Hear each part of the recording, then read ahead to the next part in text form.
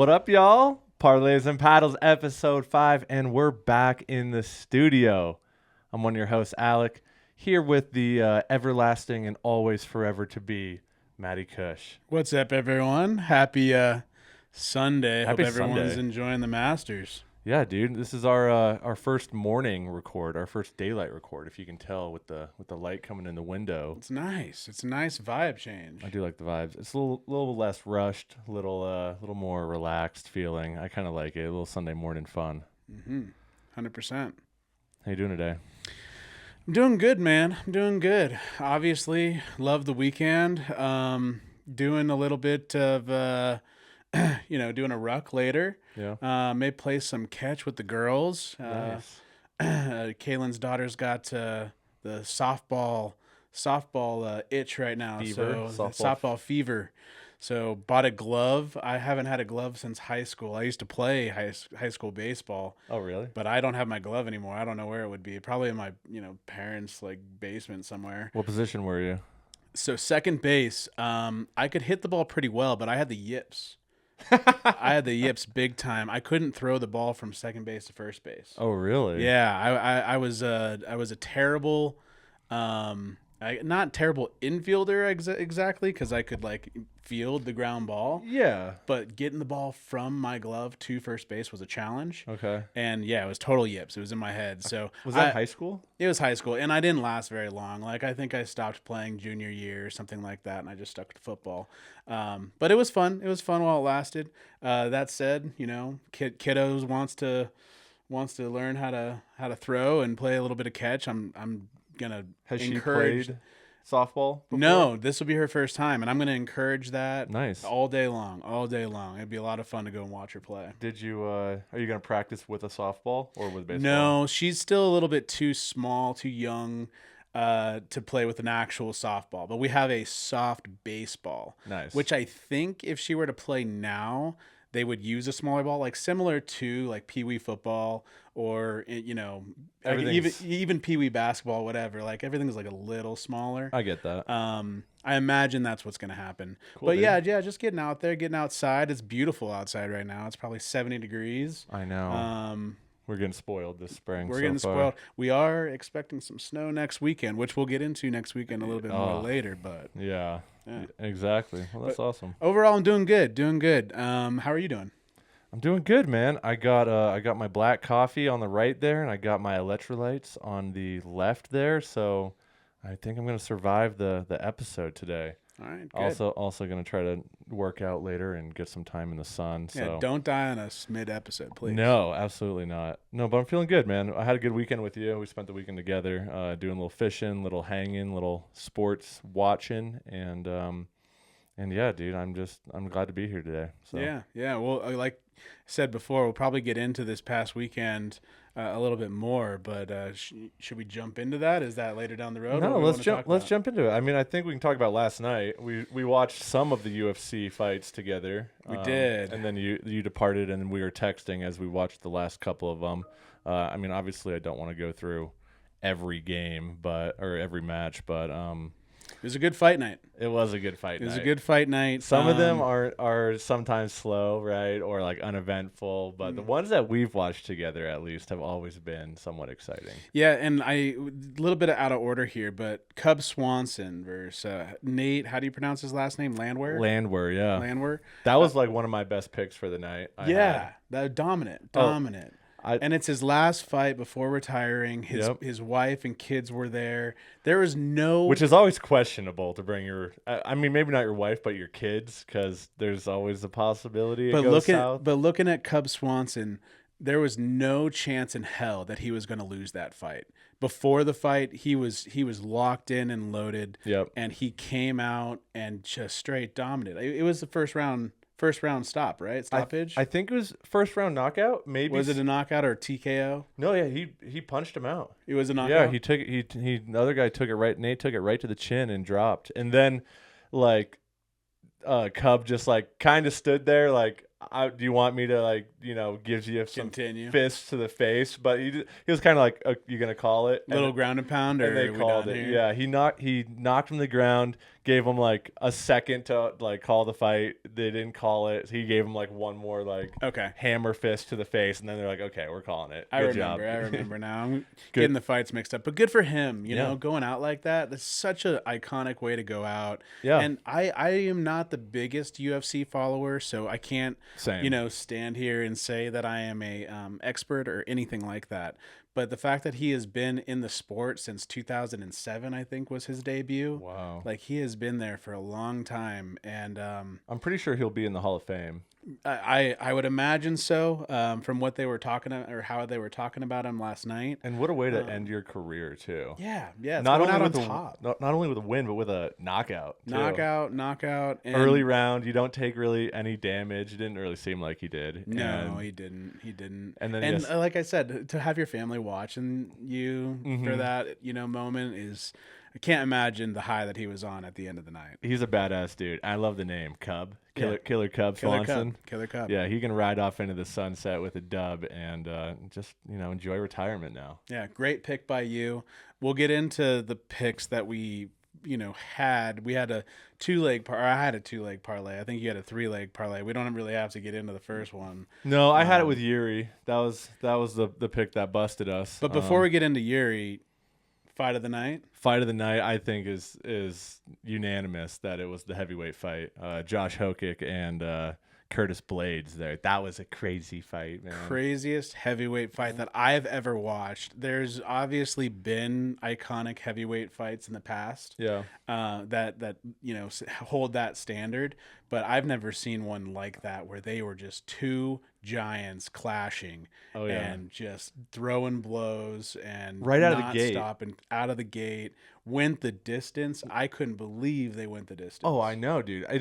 I was telling Angie this. I was like, any one of those hits that these guys are taking 10s or 20 hits of at minimum, any one of those would drop the toughest guy that you know. Well, I was gonna, like, if I were in that ring, one shot, boom, out, done. cold. Like, can't even imagine getting hit by one of those haymakers. Yeah. And you said 10s, 20s. I mean, More. The punch count was one of the highest, I think, in a heavyweight battle. Yeah. I think it was closer to like 50, 60. Right. No, you're totally right. I meant like Just in general. tough shots to the face, I guess is what I'm trying to And say. the elbows, like, it wasn't just like my obviously the goodness. over the head haymakers, but then the elbows on top of that. Not a whole lot of grappling, not a whole lot of wrestling, not a whole lot of leg kicks. I know Blades had a couple, but this was literally just two giants. Just let's stand here and let's fight. Also, crazy that Josh Hokic, it was his third fight. Fight. I think it was his third or fourth fight in the UFC. That's insane. I know. That's insane. I think he's a like up and comer, like rising star. And he stood on business. And I think Blades was ranked 5th in their weight class. Yeah. And for him to, at the weigh-in, did you see the weigh-in? No. He was a little bit out there with the weigh-in. He was very cocky. Josh Hokic was. I'm just gonna leave it at he was a little bit out there. You guys can go watch I've heard the weigh-in yourself if you want to see it. I've heard that part of his like popularity is not only because he's I think undefeated or maybe he's in undefeated. the UFC. Yeah, but at least in also the because UFC. he's like kind of cringy too. Like Yeah. the cringy in like almost like a Jake Paul, Logan Paul way where it's like you want to hate him, but he's kind of good at what he does. So well, and like, I'll get a little preview. Like, he was kind of antagonizing the ring girls at the weigh-in. Like, oh really? Yeah, he was, yeah. you know, kind of like dancing around That's them a a little little weird. bit. It was weird. It was very weird. Well, in the whole fight, he's flipping Blades off the whole time, dude. Yeah, I was like, he's getting hit. And he's like, he's literally just trying to, create talk about him. So Yeah. I kind of like it. I mean, and it works if you can back it up. that's exactly what I was gonna say. He would look like an idiot if he got knocked If he got out. slept. Yeah, if he got smoked. He won that fight. Probably could have knocked Blades out. Blades was basically just standing on pride. Yeah. Like the last round, he was just like standing up because he's like, I'm not gonna get knocked down I'm knocked out. By Very this guy. commendable, man. I mean, we were texting during this fight and like 3 times back and forth. We're like, how are these guys still standing? Like, Yeah, and there's so much blood. Yeah. You were like, dude, are you watching this? I'm like, I have never seen anything like round this. one, blades is just leaking all over the place. I mean, it Yeah. always gives a little more excitement. Well, and the commentators, Joe Rogan and the other two guys, I'm drawing a blank on their names. They were like, after the fight, they're like, I'm still coming down from that one. We're leading into the co-main event now, and I can't stop thinking about what we just saw. That was a crazy fight, man. Props to both of them. Man. Yeah, good for both of them. I want to see a rematch. I'd love to see a rematch. Good for Josh Hokett, like we were saying, only his fourth fight, which is just insane. To go in your fourth fight, you're going against the number 5 seed in the division, and then you end up winning. I mean, I'm gonna bet on him in the future. Yeah, that's what we were saying. Like all fights going forward, I think we're gonna pick him. Yeah. Anyway. Yeah, you want to talk Yuri real quick? Yeah. So main event. So we lot had of hype. we had a parlay. It was Cub Swanson. I think you had a 3-legger that maybe busted earlier. Yeah. I just tailed the 2-leg on Cub and Yuri. Yeah. And so I went into this main event fight, and you can speak to what you researched and heard before the fight. Well, Yuri's just a dog, right? He's one of the best fighters, super unpredictable. Like I was telling you, he's like the kill or be killed type fighter. Like he takes shots to get opportunities and then just out toughness people, you know. And then he's pretty unpredictable. Like they were saying he creates like very unorthodox angles and like gives a lot of unexpected shots that is really hard to prepare for. So, I mean, and we've seen him fight a few other times. I mean, we're both not super dialed on UFC, but we recognize the name, we've recognized the face, and seen him fight a few times. And I mean, he's scary, right? Well, what you were telling me when you were saying, "Hey, like let ride this with me," it was. This is his time. Like this is his time to shine. The guy, I can't remember his name, who he lost to twice. Alex Peoria. Yeah, retired maybe, or isn't in the mix anymore. At least not in that weight class anymore. I don't know if he's still fighting or not, but okay. The fact Pereira. that everyone Pereira. I'm terrible with names. You're fine. And he's so famous, I should know his name. But Alex Peoria. Yeah. Whatever. We'll go with that. Correct us in the comments. Don't get mad at us, UFC geeks. Basically they were saying it's his time. Like this is Yuri's time to shine, and this is his stage. And I was sold. I thought for sure this was him. His walk up was awesome. It was for the title. He looked like he was the better fighter at first. Well, I'm sorry, on paper. Not at first. On paper. Right. On paper, he was the better fighter. And then you get into a minute into the fight, and Carlos tears his ACL. Yeah, blows his knee out, dude, in some way. And did you see the replay of it, too? Yeah. I hate watching those. I do, too. I force myself to just to watch it, but I don't like watching those. It reminded me of when Tyrese Halliburton tore his ACL, and you can just see it pop in his legs, and it makes you squirm. And so Yuri started to, at first, stand here and fight. He started pointing at the ground, stand here and fight. I know that your leg is blown. Just let's blows. Yeah, let's fight it. Carlos decided not to really do that, I'd say, and try to kind of like maybe dance around a little bit. Defensive. He even tried a leg kick with his blown ACL. He tried a leg kick, brought it back, couldn't stand on it, almost fell. Yuri started to, I guess, kick his healthy leg. Yeah, because Carlos switched stances. He was right leg first, and then after he kind of blew it out. Went southpaw. Yeah. And so Yuri started to try to get a little bit. And then Yuri got cocky. Yeah, he got cocky. I think he wanted to end it too soon. And I think that's what they were saying about Carlos is that, like, if he were to win, it was going to be in, like, round 1 or 2. If it goes to round 3 and beyond, then it's, like, almost a Yuri guarantee. And that's exactly what happened. I mean, he got cocky, got caught in a bad moment after a punch thrown, and then he got slept. If you could have seen my face, I was like, no fucking way. I texted you, what the fuck just happened? I was watching the replay. Carlos, he had to have pushed off of his front leg because he had no power on his back leg. Again, the leg that he blew out. It was buckling.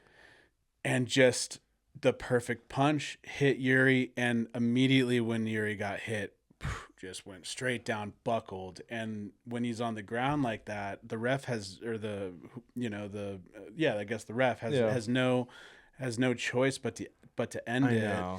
I kind of wish they let them go a little bit longer just to see if he could recover, get up. Because if he got up, that's Yuri's fight to win or to lose. Frankly, it was Yuri's fight to lose from minute 1. Yeah. I kind of wish they went a little longer, but Carlos, he jumped on him right away. He's like, this is my only chance to win. And I think knocked him, and this is my only chance. I think it was a pride thing for Yuri to, be aggressive after, like, Carlos blew his knee out. He's like, yeah, like, let's fight. Let's be dangerous. Like, let's give him a show. And I think he went at it a little too fast, where I texted you, I was like, if he played the long game, it was a guarantee. It was guaranteed. It was a guarantee. With the blown knee. It's like, and it may not have been as exciting, but like when he blew his ACL out, I was like, this is the easiest bet of my life. Like we're waiting for our Cam parlay to catch. Swanson smoked him, right? Like not even a question. Yeah. Yuri's playing a guy on one leg. This is the easiest bet of my life. And then all of a sudden Carlos hits that right hander. It's like, oh my gosh. Hand in the hair. I was like, I can't believe what just happened. And it's funny because usually we're on the opposite end of that, where we're like, me and Matt are big underdog bettors just because we like the excitement of an underdog win. We're always taking plus money. We're always taking whatever. And that's something that we would normally be like rooting for, where it's like, okay, his knee's blown out, but we can still win with just one good shot could end it. You know 100%. What I mean? And we were on the other side of it this time, like, oh, it's in the bag. And of course it happens to us where one shot did knock us down. So just continuing the cold streak a little bit. I mean, good for Carlos. That's crazy. I mean, Yuri should learn from it. Again, got a little cocky. Should learn from it. Oh, I felt so bad for him, man. He was like gonna cry. Yeah, because after he recovered and the match was over and Joe was talking to him, you could tell like he was fine. You know what I mean? Like obviously he got knocked out and was like down for a second, but after he recovered, he was like, he could have gone the rest of the match, he could have gone another 4 rounds, and he was fine. He was like, damn, I just blew it right there. That's why I think the ref should have given him a little bit more time personally. But again, when they're ground and pounding you like that, and Carlos was on top, it's dangerous. Yeah. Really gave him no choice. And personally, I would rather take an L, if not to say that I could ever compete in the UFC, but if I would rather take an L than let somebody get 3 more hammer fists on my head. You never know what kind of damage that could do long term. So I'm fine with them calling it when they called it. I would have liked to see it go a little bit longer, but hey, I mean, when you can literally kill somebody in the ring, then you got to play it safe. Like I said, they gave him no choice. And good for Carlos. Like that's a crazy accomplishment on one leg, taking the title. That was a title fight. Yeah. Taking the title. It was a great, good for him. It was a great night. I mean, what was that 327 UFC 327? I think it'll be one that is talked about for a while, for at least the 3 fights that we talked about, plus the other ones that were pretty good. Holland, what was it? Holland Jones was the featherweight fight, I want to say. Yeah, featherweight. And that was a good fight. I mean, they were scrapping. They were. It was competitive for fight of the night until the heavyweight, which obviously I can't even confirm if they called that the fight of the night, but they'd be dumb not to. So yeah, I'm just assuming as well. But. Oh, and just real quick, did you hear another reason why Hokic is cringy as hell? Did you hear his little like poem song in his interview with Joe post-match interview? I did. Yeah, the guy's got bars. I was honestly impressed that he was able to remember that poem by the end of the fight after getting rocked just as much as it. And then he does this cringy poem, whatever. I mean, like props to him for that. It was like kind of swaggy but kind of cringy at the same time. So it was funny, but it was a good watch. And shout out to Angie for letting me watch UFC on the couch for 3 hours.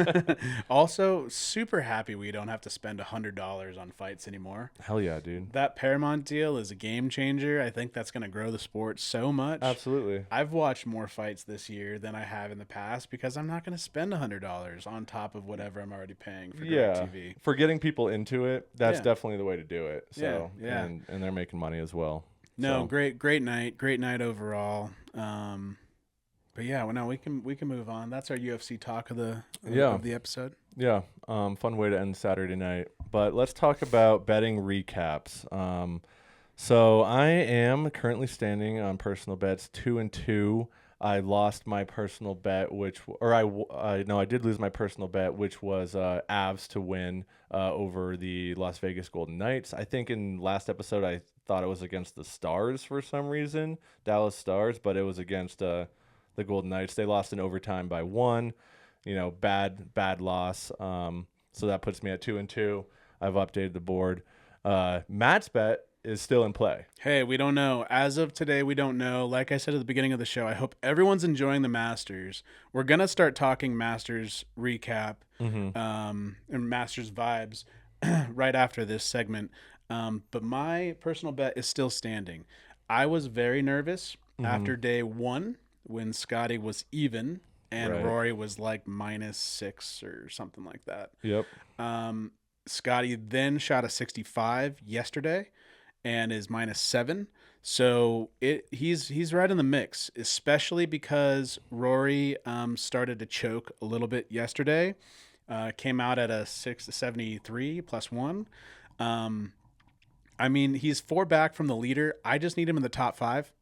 So top 5, Scotty, going into today. I'm so excited for this afternoon. I will be watching. Yeah. And he's tied for 7th with 2 other people, and then the people tied for 5th are also just 1 stroke ahead. So it's like, yeah, there's still 10 people in the running for that close top 5 finish, but 1 stroke can put you into 2nd, 3rd place, whatever. Yeah. And depending how everyone else plays, if people stumble a little bit ahead of them. So right. And do I think he's gonna win? No, I think he's probably a little bit too far back, unless Young and Rory both shit the bed, as well as the other people. Yeah, Lowry. I mean, Lowry had a hole-in-one. That was crazy. That was we can cool. talk a little bit about that. But Scotty probably won't win, but a top 5 for Scotty, I don't think is fully out there. So we'll see next week if I'm 1-3 or 0-4. Yeah, absolutely. And sad to report, we are 0-4 for our parlays and paddles parlay of the week.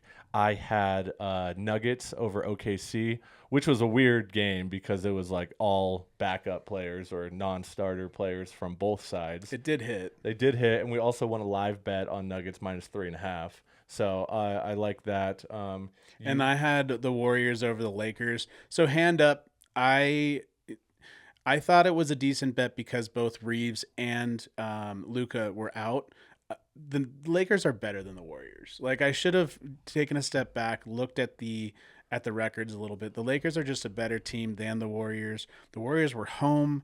I think it was a good pick. It had logic to it, Yeah. It wasn't like I thought, it wasn't out of the blue. It had logic to it. That said, LeBron put up a 30 burger or 28 points, almost a triple double. I think he was 2 assists or 2 rebounds away from a triple double. Mm-hmm. So LeBron went off, and I mean, we lost. Hand up, my bad. Well, that's why betting is betting. I mean, it's like that classic phrase that when it comes to betting, it's better to be lucky than correct. Like, you had the correct pick, just unlucky. I also think Warriors were plus money. So I think, just as a little bit of a housekeeping comment, we're gonna start being a little safer on our parlays. Yeah, when we're combining 2 bets, it's okay to be in like that at least minus. Yeah, not do something crazy for a parlay. Yeah, I fully agree. Something that still gets us into plus money territory, but we don't need to both be picking long shots, and we want to get this number up somewhat close to even sometime soon. So should we talk about what we discussed before and how we're gonna kind of reset on the seasons? Yeah. Me and Matt just recently spoke. We're going to be keeping our records straight through each season. Spring, summer, winter, fall type vibe, and we're going to keep our records going through the end of May. Then we're going to reset our records for the summer months, which will end right before football season starts, NFL and college, and have a clean slate after summer ends going into fall. Just, no, we don't need to keep track of hundreds of bets over time. I think you and I both specialize in different sports more than others. College basketball maybe a little bit, and football, obviously, both college and NFL.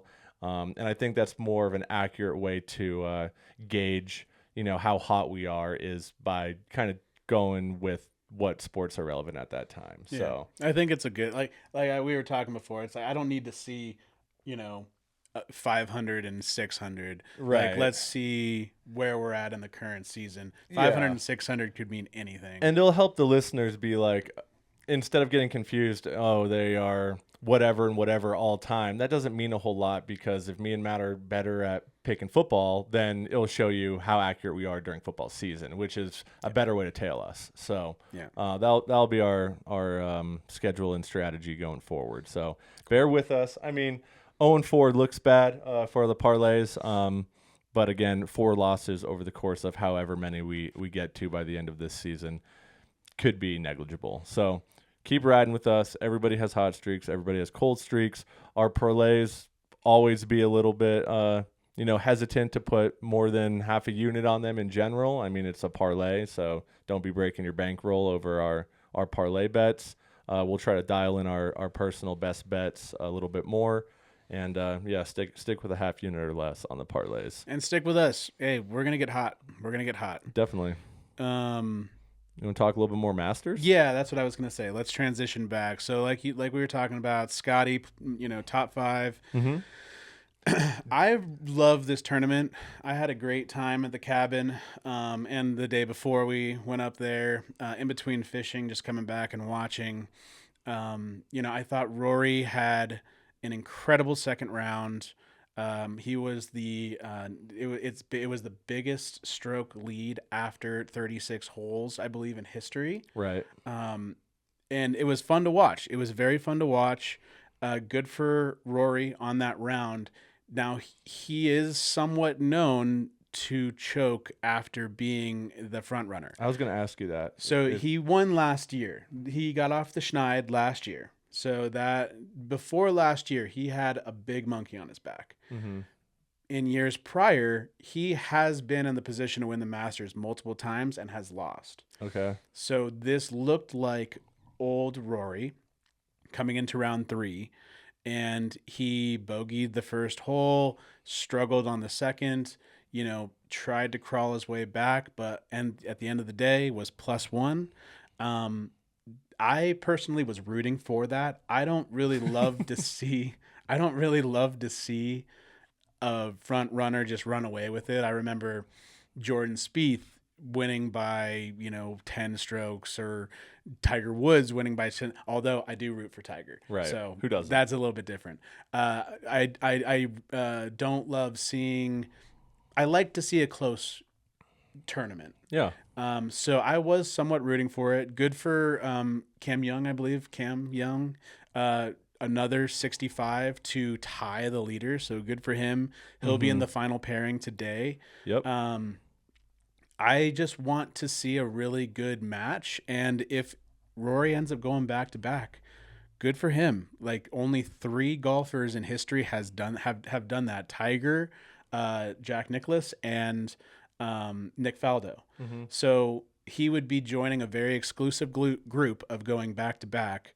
And if he does, that would be amazing to see. I just wanted to see it close, personally. So let me ask you this. Just based off current standings, if you had to pick who you think is going to win, who are you leaning to right now? Kind of a sneaky pick. So I touched on it a second ago, but Lowry had a hole-in-one last round. Right. He got a hole-in-one in 2016 also. You made the comment, actually. it's great to get a hole in one in your lifetime in general, if it's recorded or not. Yeah, right? or Like, just recreational with your buddies at a random course. yeah, you run down, you pick up the ball. I can't believe this happened. If you're recording it, even better. Like, holy crap, we got it recorded. Mm-hmm. To have 2 holes in ones at the Masters, Yeah. is insane. Mhm. So good for him. He's -9, I believe, maybe -10. I can't He's remember. -9 right now. -9. I kind of think he He has a uses shot. that momentum and has a shot to Okay. come. And I'm not a huge Lowry guy. This is not an emotional pick. He's an EU guy, obviously, Ryder Cup wise. I side with the Americans. But yeah, he hasn't really. I don't think he's won in the past, and this might be his year. Okay. I would love to see Young. He's another, someone else who hasn't won. Yeah. So I think I'm rooting for the underdogs, quote unquote underdogs, even though they're in the top of the leaderboard. Those who haven't won in the past. So pretty much it's Rory versus the field right now, and you're rooting for the field. I'm rooting for the field. I mean, I have money on Scotty, but I don't think he's going to win 4 down. You never know. It'd be a crazy day 4, round 4. And you need other people to perform poorly.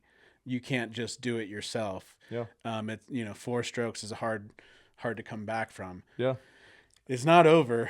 But No, as of this morning, Scotty was -164 to finish top 5. It's good odds. Which is still, leaning for him to finish in that top 5 group, and still decent enough odds to put a little wager on it, which I did double down a little bit on my Scotty -5 this morning. So let's go. or top 5. So we'll see how he finishes the day. Yeah. He'll be my my bet of the day. I do have a little unique segment for you here. Yeah, hit me. So the Masters is known for being very expensive to get into the tournament itself.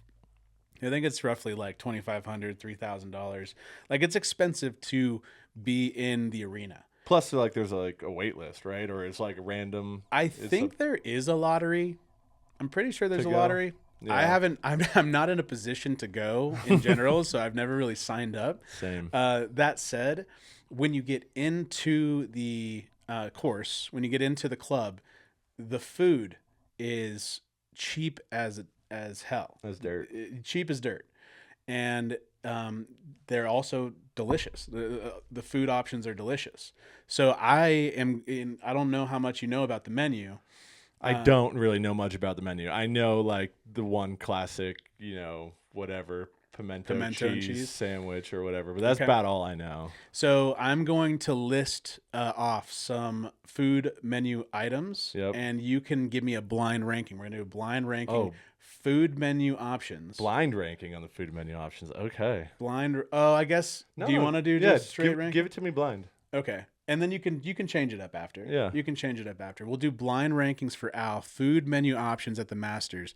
Now, all of these are less than $5. Okay. Once you get in there, it's less than $5. I think the only thing more than $5 is beer and wine. I'm not gonna take cost into it whatsoever. I just think it's awesome. Once you get there, you will eat, you will have waters, you'll have beers, whatever. Do you know if you can go up there and order 10 of something? Or do they limit you to I don't know that answer. 1 or 2 per visit? I don't know the answer. Because with it being so cheap, you could just be like, give me 20 of these. Give me 20 pimento and cheeses. 1, you have an issue. Well, maybe you're feeding other people. Yeah. I don't know if they have a limit. That's a good question.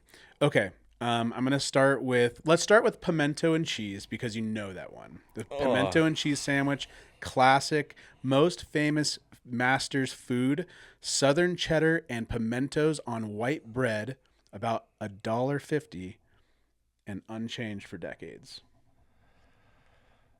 I do like pimento cheese. I haven't had it a ton of times, and I've definitely never had it in a sandwich. It's usually always been like a dip or a spread. Oh, thanks for showing me a little if you want to see a picture of it. I can gauge how it would taste, and I'm also going to factor in the fact that I may, if I was there at the Masters ordering this food, may have a slight buzz to me. So, almost like a drunky pick, Could be good for you. little bread to soak up your beer or whatever it may be. I'm gonna give it a 3 Okay. on my 1 to 5. Okay. I think I will find other items I like more, but it's a solid pick. Okay. Put it at the 3. We're gonna stick with the sandwiches for this next one.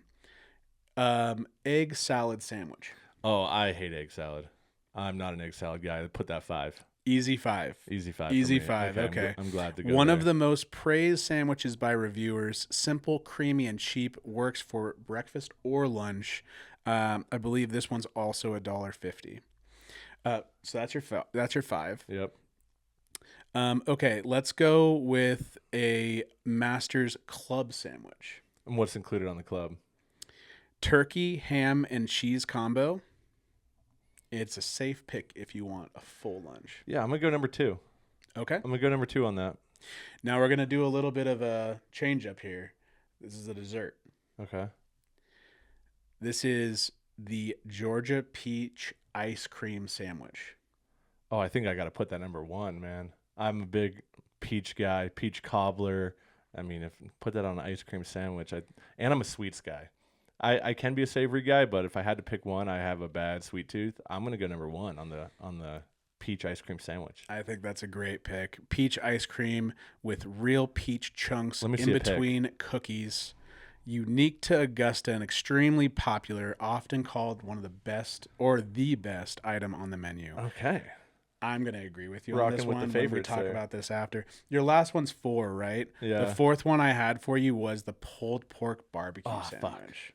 I only gave you one dessert, so maybe we'd take a step back. No, that was Here's good. a white chocolate pecan cookie as another, honorable mention. As a ice cream sandwich or as ice cream sandwich. Okay. Pecan cookie ice cream sandwich. It looks like sweet and nutty. Yeah, I mean that's the picture of it, so it seemed like ice cream. There's another classic Damn. chicken sandwich that is an honorable mention. Fried chicken? I don't have a picture of this one. Let's see here. Maybe it's grilled. Maybe it's chicken salad. That's kind That of looks like chicken salad to me. Yeah. Which I wouldn't fully love. There's Georgia pecan caramel chocolate cluster.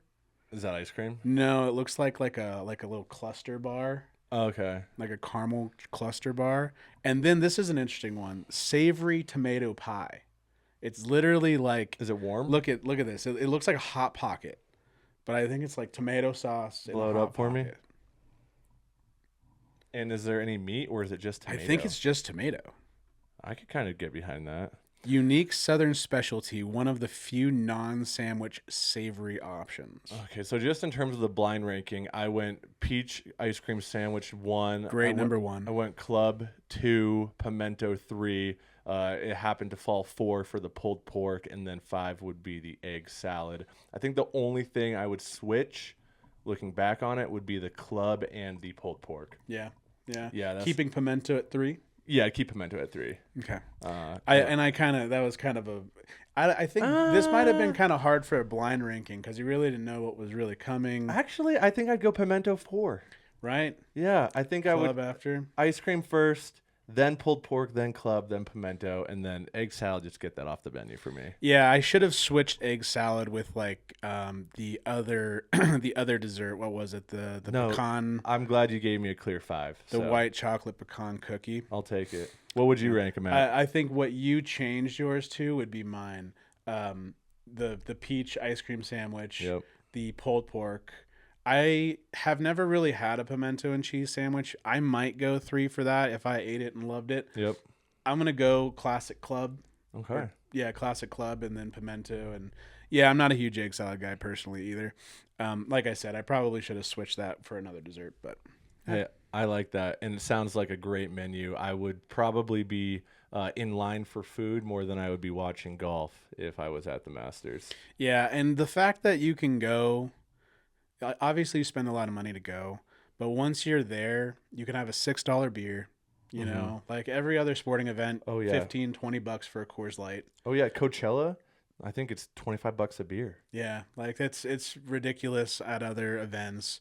Do you tip at the Masters? You probably tip, but Still, like a happy buck or, to tip. yeah, a buck or two. For a $1 sandwich. I To would tip. feel weird not tipping. Yeah.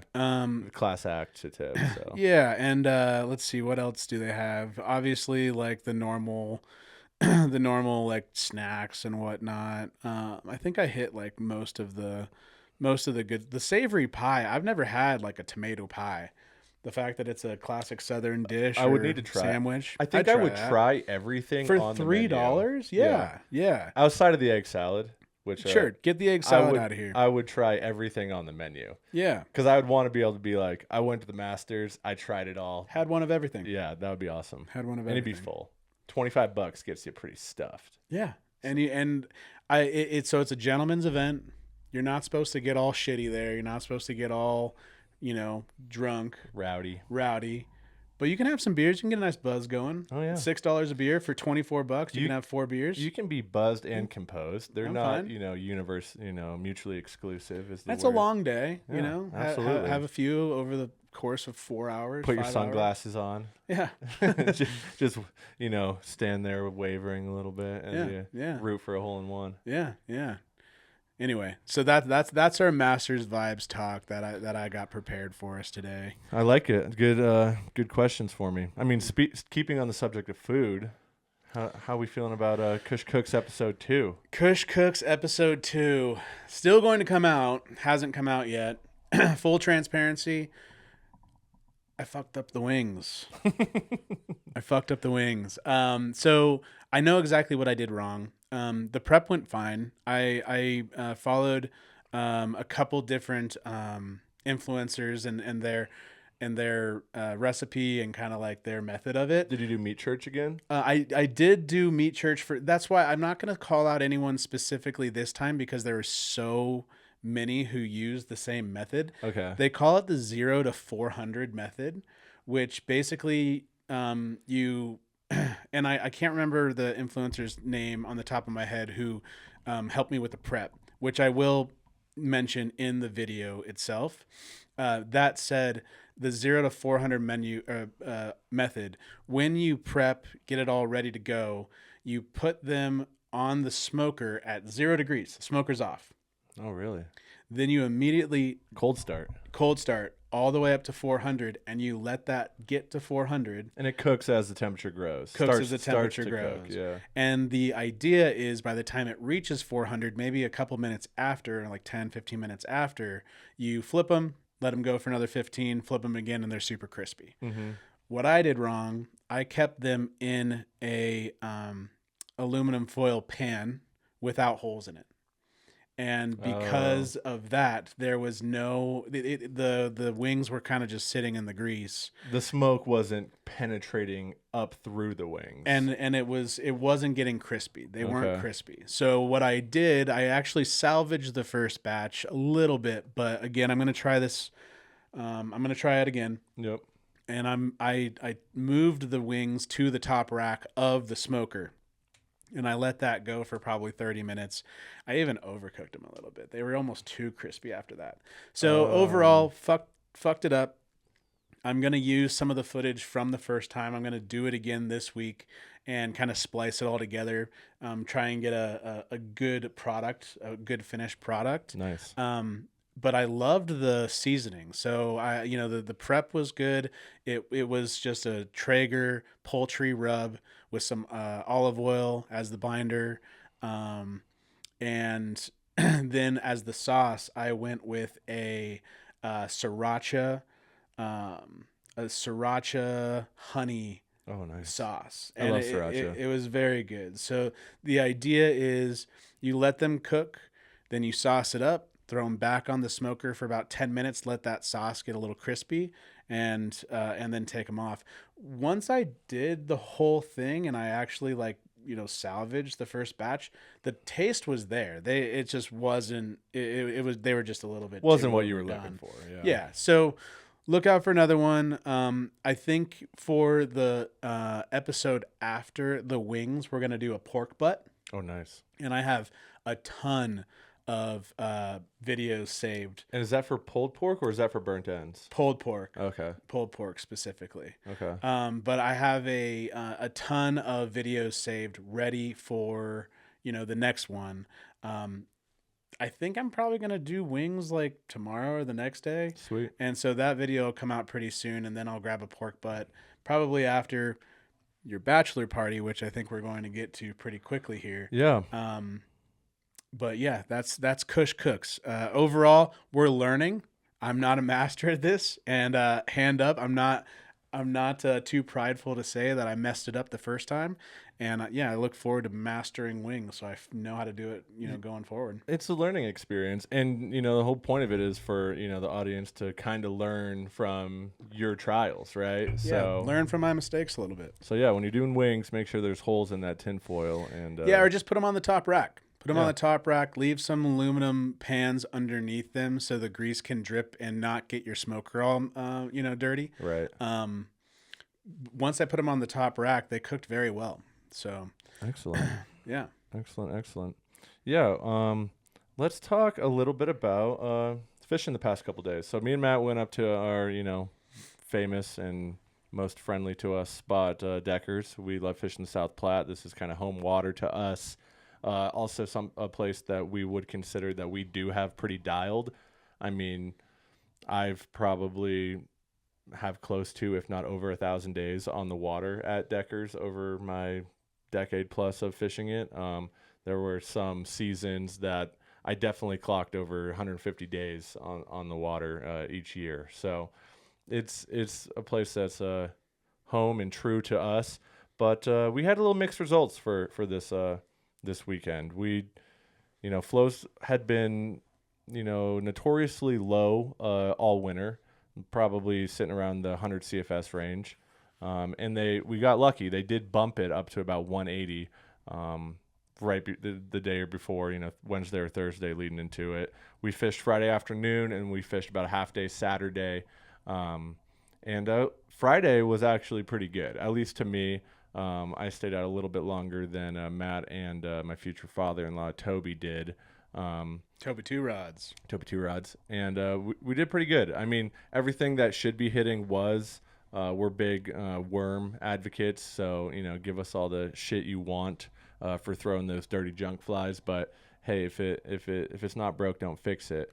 And the worm was hitting, and then the typical emerging patterns, Betas patterns, those were all working real well Friday. I think I caught probably 3 or 4 on the worm, and I caught another 3, 4 on small midge patterns, and lost probably. Equal the fish I caught. So overall, good amount of action on the couple hours that we were out there. Yesterday was weird. Well, on that first day, just to touch on that, I had some good luck at I think third cast. We talked earlier in the podcast. Matt was real hyped trying to get a first cast fish after we're talking about it. I was thinking so hard about the first cast, but third cast comes around. I think it was on the egg, you said. Yeah. And hooked his tail. Nothing to take a picture of exactly. It was like a nice little 10-incher brown, whatever it was. Mm-hmm. But third cast and caught a fish. So didn't get skunked on the trip. No. That said, I lost like 3 after that, and a couple of them were frustrating.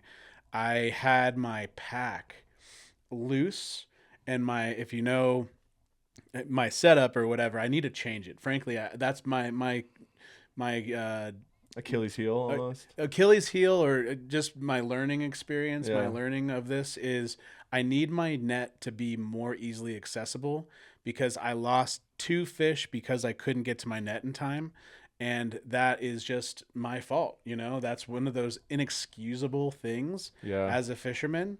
To where it was literally right in front of me, and all I needed to do was grab my net. My pack was too loose, so my net was down. Didn't have the flexibility to get to my net. So I was pretty upset with myself. And that's the reason I went in a little bit early too, because I was like, when you stop having fun fishing, go in, take a break, have a beer, have a burger, whatever you need to do. Yeah. And I wasn't having fun after that, because I was frustrated with myself. Well, I can give you a little live tip. When I'm in that situation, say you just hook onto a fish, right? Mm-hmm. What I usually try to do is I keep my drag at something that is manageable, where if he wants to run, he can pull drag, but it's not loosey-goosey. but I keep that line pinned in one hand, and this is almost immediate to hooking into the fish.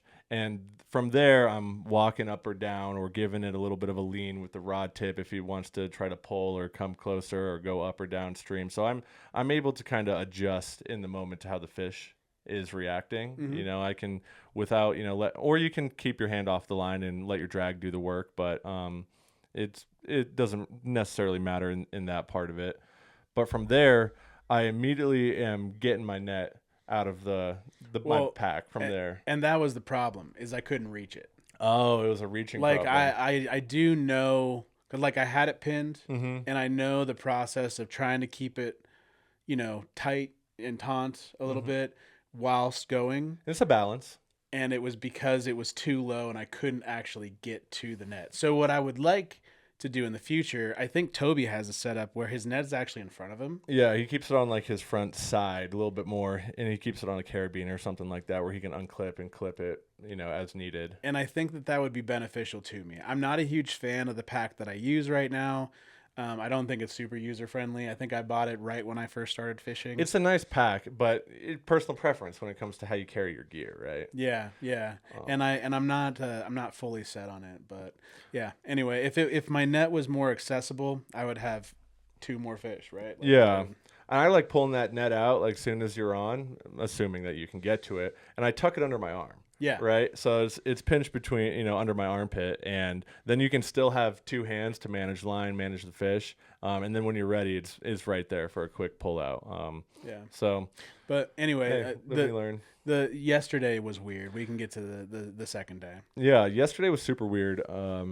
I actually only caught 1 fish yesterday. We were probably out on the water for at minimum 3 hours of actual fishing time. Mm-hmm. Didn't see anybody else hook up. You know how crowded deckers can be. You can kind of tell if people are jumping on fish or not. Didn't see anyone else hook up. Toby actually caught 2. So props to Toby being Shout out Toby 2 rods. Toby's top rod yesterday. But other than that, met up with another buddy of mine who happened to be on the river. He was having a super slow day too. Also a guide. Yep, he was also a guide. He's reputable in the industry. And I don't think Matt, maybe he hooked into some, but he didn't put any in the bag. Yeah, I lost 2, I think, and I saw a ton. That's what was frustrating me about yesterday, as I was literally watching fish like swim away from me as I was, floating things down. I also screwed up yesterday. We went out early-ish and then came back for lunch. And so that's when I saw those fish, and I hooked into a couple and lost them. Mm-hmm. When we went back out after lunch, first cast, lost my entire rig.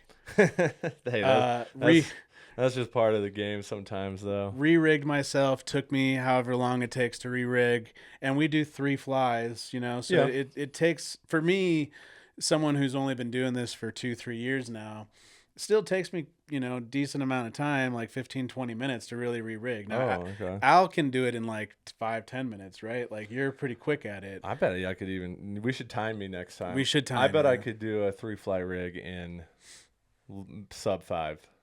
I'm gonna go over on that. I think it takes you over 5 minutes, but I bet it's under 10. Okay. We'll time it, and we'll maybe post a little Instagram social about it. That'd be a fun exercise. Yeah. I then, once I re-rigged, tossed it back out. I mean, I know I can do it sub 5. Sorry, you got me stuck on that now. Hey, we'll see. Okay. Prove it, brother. Okay. I swear, 5-6 casts and my new rig broke it off again. Whether it was the bottom or if it was a tree. So just bad luck. Maybe my knot wasn't the best, but I mean, you checked my rig. You said the Looked knot pretty was good. So I was gonna say, don't always feel obligated to throw 3 flies too. I would say it's probably most common for anglers to do just 2. Just 2. A lot of people almost are like 3 can be overkill. 3 is like, who you're trying to prove it to. They're maybe a little bit more of a purist vibe to the 2. And after I broke off my second rig, that's exactly what you told me to do. Yeah, just go and 2. I went 2, and I think we can say wind on this podcast. When you're on the river, that's taboo. That's Call my it W. superstition. Yeah, I don't say wind when I'm on the river. Call it W on the river. But the wind was pretty terrible by that point. And the weather was crazy. It was sunny. It was cloudy. It was windy. We got a sprinkle of rain. Yeah. It didn't stay consistent for probably more than 5 minutes, changing between all these different conditions. And I was talking to my other buddy that we saw on the river, Elliot, and we both agreed it was just not fishy. It was not a fishy day. We think just the changing of the weather / possibly the pressure, the barometric or atmospheric pressure. I think you were right. Barometric brings in. I think that was constantly fluctuating. You know, it was on the verge of downpouring. We didn't actually get caught in a downpour, but Luckily. the whole day we're looking up like, okay, storm clouds are coming in. They'd come in. Then you get a break of sun, and it can be hit or miss. Crazy weather and rain specifically can turn fish on. It can be a crazy good day. But in situations like yesterday, I think it was messing with the fish a little bit. They didn't know where to hold. They didn't know what to expect. Maybe they thought, the pressure was going to change flows or change bug life coming down the river.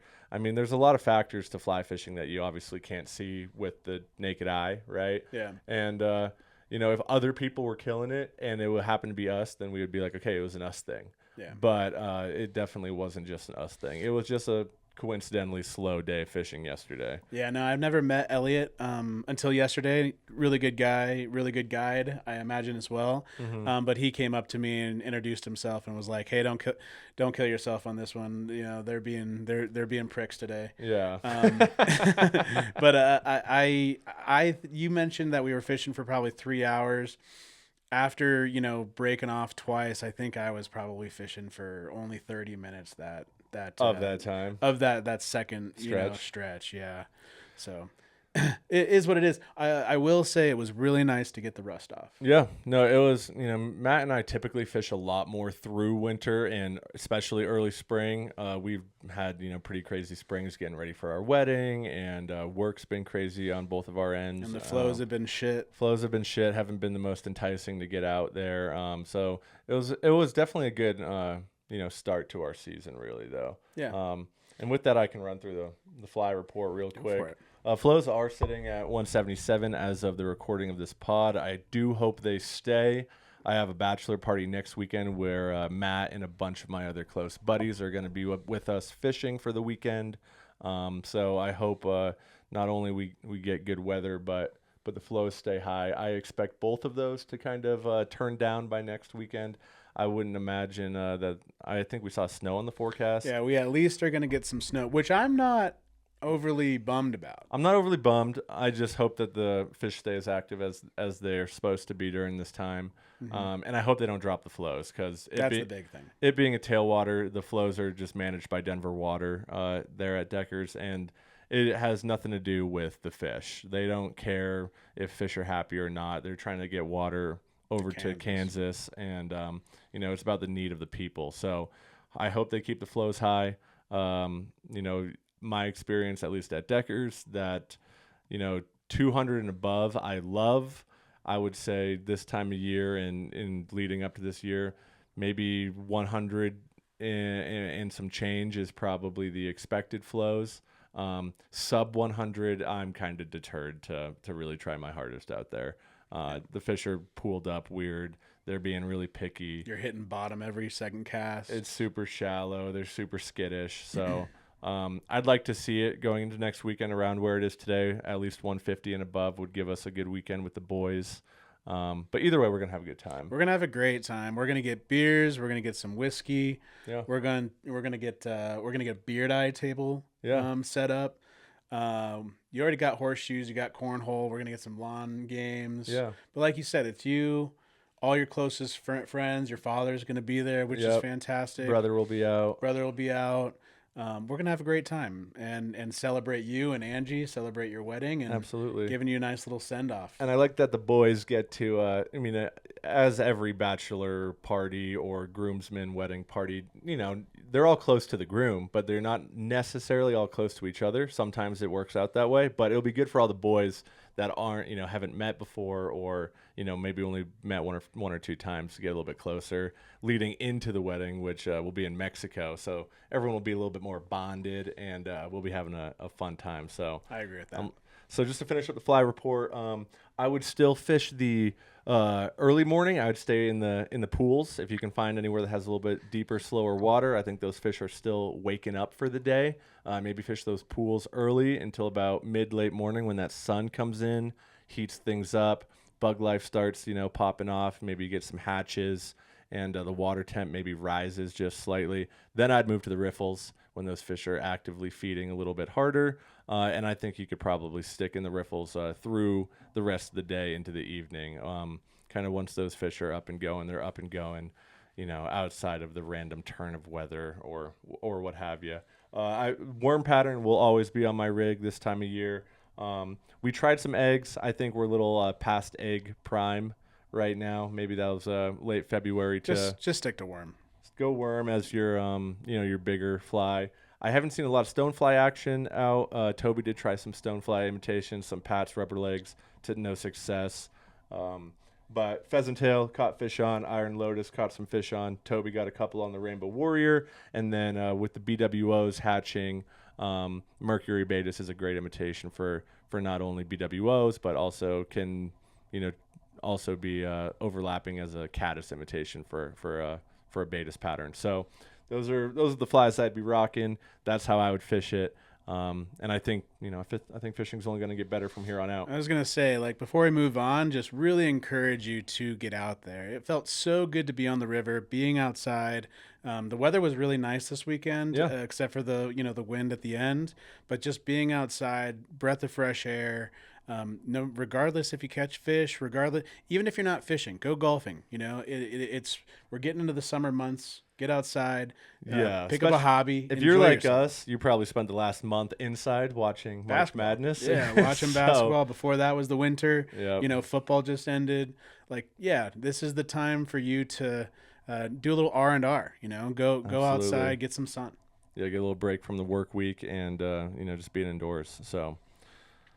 Do you want to touch on anything else, or should we wrap up for the day? Let's talk about our bets going into next week. Great call. And then I don't know how long we've been recording. I don't know when we started. I usually have a better idea of our starting time, but it's been about an hour. Okay, then let's a little bit less. Let's just give best bets and end it at that. We'll save the best for last. Cool. I'll let you begin.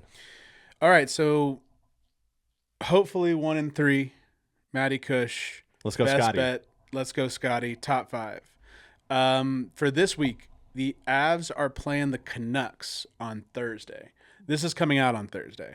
So get your bet in as soon as you hear. This is 4:16. 4:16. As soon as you hear it, get your bet in. I got the Avs -1.5. It's about plus 100 right now, around that. I'm a little nervous about taking the puck line. That said, my hope is... This is your parlay pick, isn't it? This was my best bet. Oh, Oilers Canucks was your best bet? No. This is Avs. Oh, sorry. I said that wrong. The Avs are playing the Kraken, not the Canucks. My bad. That was misspoke on my end. The Avs are playing the Kraken on 4:16. On 4:16. Yep. Okay. So -1.5. Avs over the Kraken. I'm a little bit nervous taking the puck line. My hope is Avs are up and the Kraken pull the goalie and the Avs get a late goal, making it at least a 2-goal game. Yeah, it can play out either way. I mean, I expect, Avs being as dominant as they are this year, even though they're away, hopefully they're up by 2 goals just by end of the game naturally. But I do like your point that a lot of time in hockey, when it's a 1-goal game or even more, the losing team is pulling their goalie and you might get an empty netter. So that's kind of what I'm hoping for. So Avs -1.5 over the Kraken on Thursday the 16th. And what can you find that odds projected to be about right now? Well, I have it listed here as around plus 100. Okay, so it should be even money. Yeah, it should be around even money. My best bet going into this week is also soon after the episode drops. This will be on 4/17. Friday. This is Rockies Padres going a little MLB, and I'm a Nerfy guy. For those who don't know, Nerfy is a NRFI, the no runs first inning bet, which I like. I like a bet that is suspenseful, quick. You can, you're locked in for baseball being a little bit slower sport. You're locked in and actually, engaged for an inning there. Maybe the pitchers come out a little bit hot. Yep. Pitchers can come out hot, batters can come out cold, or, it could be vice versa. But I'm going Rockies Padres Nerfy, no runs first inning, and minus 135. Yeah, I think both have decent pitchers. I also think that Petco Stadium is a hard place to get runs at, especially against early offenses. I think there's a little bit of a learning curve. So there's gaps in not only home runs but scoring in general. What else do I have? The percentage for both these teams for Nerfy is pretty high. These are both two teams who don't score often in the first. Okay. They're kind of late game scorers, if anything. I think they have a little rust to shake off and feel each other out for. All right. Which is with any Nerfy, and I think that's probably why the term and the bet exists. Is are the teams coming out hot? Or are they coming out cold? I like both these teams to come out at least cold on the batting side, and we're going Nerfy for the first game. You can find that about minus 135, and that is on 417. Nice. I'll tell you on that. Let's get into our parlay picks. Yeah. We're currently 0-4. We got to get one. Yeah, so disclaimer, we said at the beginning, we're going to go a little bit safer. Yep. On these parlay picks.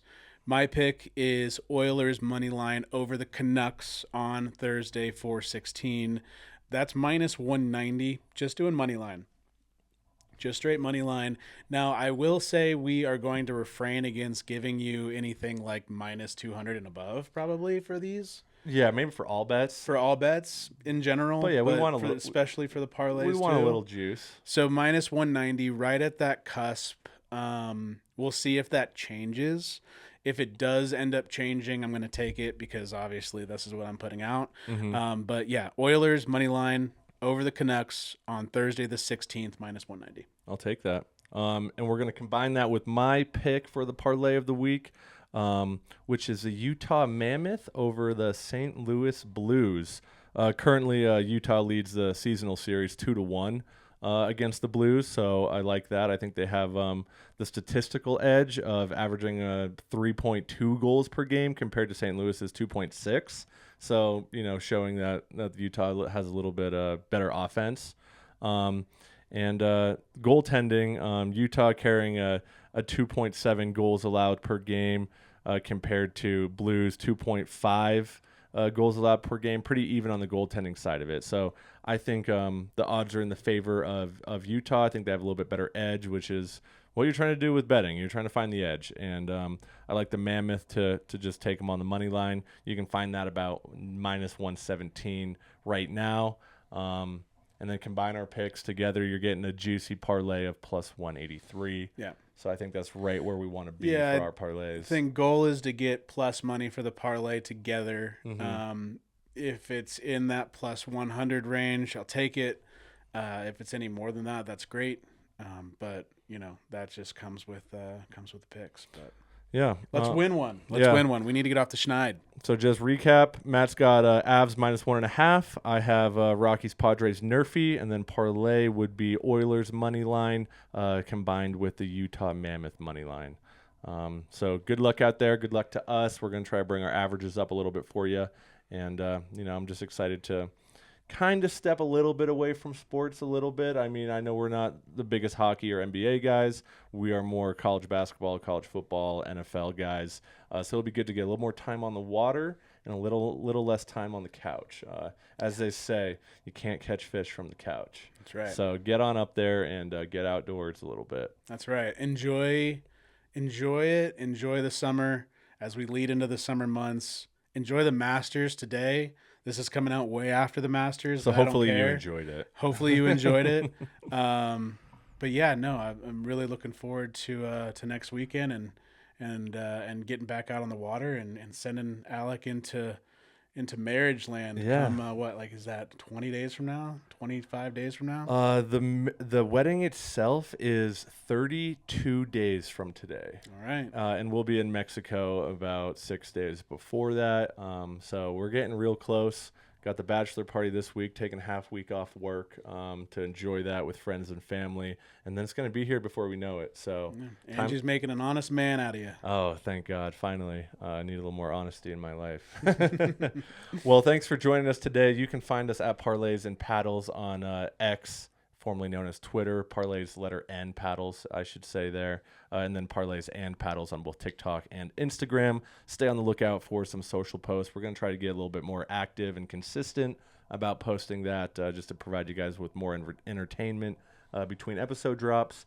And Matty, where can people find you? Yeah, real Matty Kush, pretty much on everything. Follow me. Look out for another Kush Cooks. Not just the wings, but that pork butt coming soon too. Real Matty Kush. Go catch some fish, and we'll see you next time. See you next time. Thanks, guys. Peace.